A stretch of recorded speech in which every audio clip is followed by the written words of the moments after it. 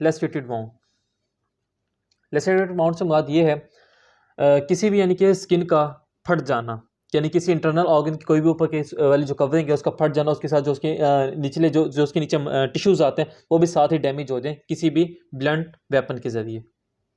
Blunt weapon यानी कि कोई भी यानी कि शार्प वेपन यूज ना किया हो, ब्लंट वेपन हो। इसकी हमारे पास कैरेक्टरिस्टिक्स क्या आती हैं लेसेटेड वाउंड की? इसके अंदर जो इसकी शेप होती है वो इरेगुलर होती है। उसके अलावा जो उसके मार्जिन्स होते हैं वो भी इरेगुलर होते हैं, और उसके अलावा जो उसके एंगल्स होते हैं वो इल डिफाइंड होते हैं। जो उसके वॉल्स होती हैं वो क्या होती हैं, यानी कि जो साइडें होती हैं वो उसकी ब्रूज्ड होती हैं। अगर उसके नीचे कोई हेयर वगैरह हैं, हेयर्स हैं, तो वो भी यानी कि डैमेज हो जाते हैं। और हेयर बल्ब्स क्या होते हैं, वो क्रश हो जाते हैं। और जो यानी कि जो एक्सटर्नल हैमेज होती है वो लिमिटेड होती है, इंटरनल हैमेज वगैरह उसकी थोड़ी सी ज़्यादा होती है। इसके बाद हमारे पास आता है इसकी कुछ टाइप्स आते होते हैं लेसेटेड बाउंड की। तो सबसे पहले जो इसकी टाइप आती है वो कौन सी आती होती है? स्प्लिट या क्रश लेसिएशन।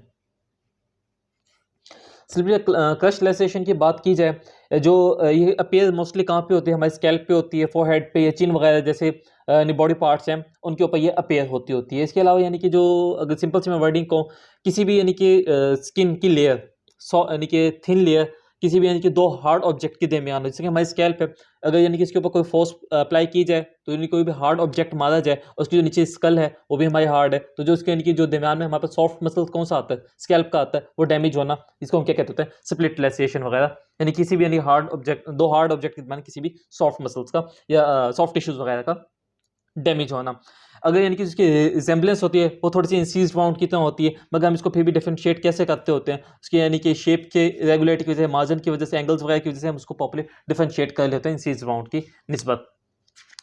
अगर यानी कि कोई ये स्प्लिट लेसेशन होती है, इसके अंदर प्रॉपर्ली जो हेयर होते हैं, अगर हेयर वाली जगह पे लेसेशन हुई है तो उसके ऊपर यानी जो हेयर्स हैं वो प्रॉपर्ली यानी कि डैमेज हो चुके होते हैं, जैसे किसी खींचे हों, उसके अलावा जिसके हेयर बल्ब्स होते हैं वो प्रॉपर्ली डैमेज हो चुके होते हैं, क्रश हो चुके होते हैं, ब्रूजेस अपेयर होते हैं। कहाँ पे अपेयर होते हैं? यानी कि फॉर एग्जाम्पल ये चोट लगी हुई है किसी को, तो इसकी जो साइडें हैं ये क्या होगी? बूस्ट होंगी, इसकी साइड होंगी, वहां पे बूस्ट अपेयर हुई होगी। इस पर हमारे पास सेकंड टाइप आती है, वो कौन सी? ओवर स्ट्रेच,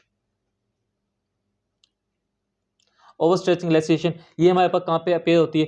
उन जगहों पे अपेयर होती है जहाँ पे यानी कि जो हमारी स्किन की लेयर है या जो हमारे टिश्यूज हैं वो लूजली अटैच्ड हैं। फॉर एग्जाम्पल हमारे पास जो यानी कि फीट के टिश्यूज आ जाते होते हैं वहाँ पे ज़्यादातर अपेयर होती हैं।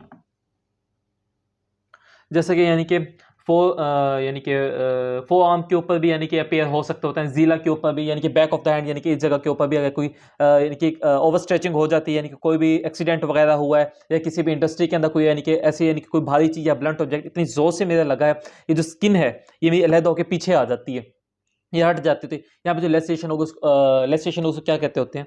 Over stretch laceration. इसके अंदर यानी कि क्या क्या चीज़ें हमारे पास अपेयर होती हैं, होती किसकी वजह से? किसी एक्सीडेंट की वजह से होती है, कोई भी यानी कि ऑटोमोबाइल नाम के कोई इंडस्ट्री के अंदर किसी यानी कि वजह से भी, या कोई भी इंस्ट्रूमेंट वगैरह लग जाता होता है किसी इंडस्ट्री के अंदर, या कोई भी उसके अंदर हादसा पेश आता है तो उस वजह से ये ज़्यादा वहाँ पे ये अपेयर होती हैं। इसके अंदर जो हमारे मसल्स हैं, बोन्स हैं, वो भी फ्रैक्चर हो जाती होती हैं, वो भी डिफॉर्मिटी थोड़ी सी शो करते होते हैं।